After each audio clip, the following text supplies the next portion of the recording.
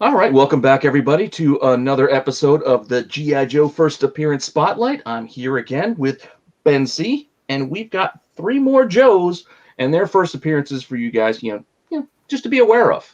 Hopefully, you're liking the content here on the channel, so please like, subscribe, hit that alert button so you don't miss any of the videos as soon as they're dropping. Make sure you go over to comicbookinvest.com and check out the full list where you can get all of the first appearances, whether it be from the Devil's Due era, IDW, or old school Marvel.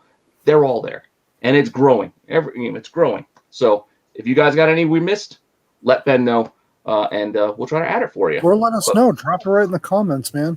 Yeah, exactly. And this is a community after all. We're all in this together. Let's build something. So exactly. Hang on for a second, and we'll be back with three more firsts.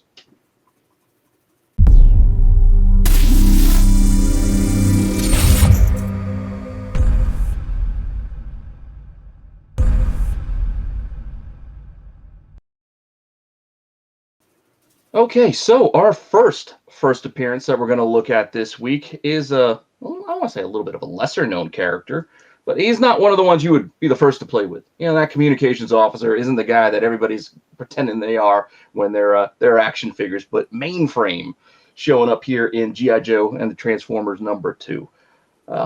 Still pretty cool. It's a cool crossover. This is something I remember dreaming about as a kid playing with my toys, that they actually did this in comics. Would have only been topped as if they would have done an actual cartoon.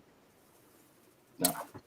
I like this character just because it's old school. It's it's one of the earlier ones.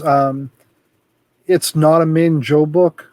By no means am I saying this is rare, but it's still a fun book to chase. It's a good first appearance to have in your box if you're a Joe fan, Yeah, this is a 4-issue mini, I think, at best. So it's always fun to chase it just for that alone. Go look for this mini, and you get a first appearance to top it off. That's just icing, on the top.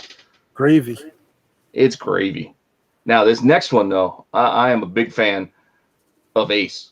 No, not so much Ace. I'm a big fan of Destro, but Ace is still pretty cool because that first G.I. Joe plane was one of the first vehicles I remember getting, and that thing was awesome. So Ace is kind of fun, but Destro is probably the big draw on this G.I. Joe 14.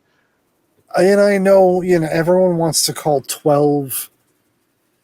Man, I'm calling Hulk 180, 181 here, and it's just what it is. It just 14 is the first. It's Destro's right there on the cover, and it's. Mm-hmm. It's the book that's getting the attention, and it deserves it, man. This is one of those big books, right? Like Destro's a big villain, and everyone, before we get to the big screen stuff, everyone's walking around and everything's cool and no one's getting too crazy. This book is going to go bonkers. 22 is already a couple $100 if you get it in really nice shape. This book, find the Canadian, man. 75-cent Canadian version. Love this character. Yeah, he is definitely a good one, and one that they will get to if they keep making movies. I mean, Snake Eyes Origins is going back, so it might be a little bit of time, depending how far they jump, but he is still classic Joe. Like, classic Joe villain. You can't have G.I. Joe without Destro. So, definitely a book to keep an eye on, because, it's probably still a little under.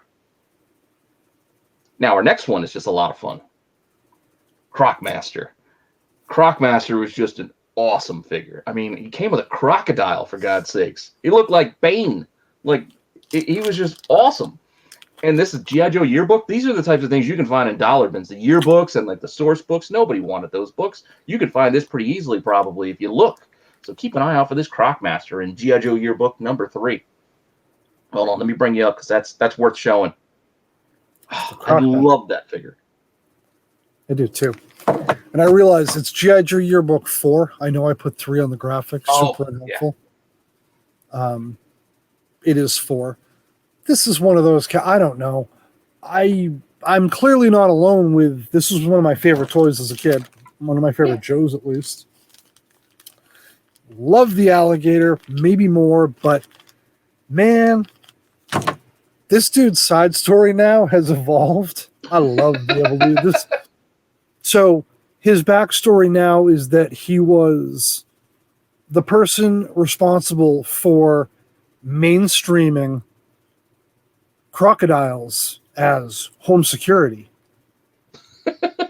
Exactly. And you're right. You're like, that's cool. What? That's Like, he was okay. a burglar alarm worker, and like, just as time went on, apparently he became famous for like being like, yeah, crocodile home security. Obviously, it's normal. Yeah, it's the way I'm to gonna go. normalize it. And then he went and did it for Cobra.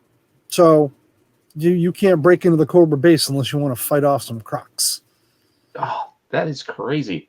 Yeah, it makes it a fun book, man. What a fun character. I need to I collect just more. dug the toy because the toy was different. Like he seemed bigger like than the rest of them. Like his build was bigger. He was like tough guy. Like I said, this was Bane. I think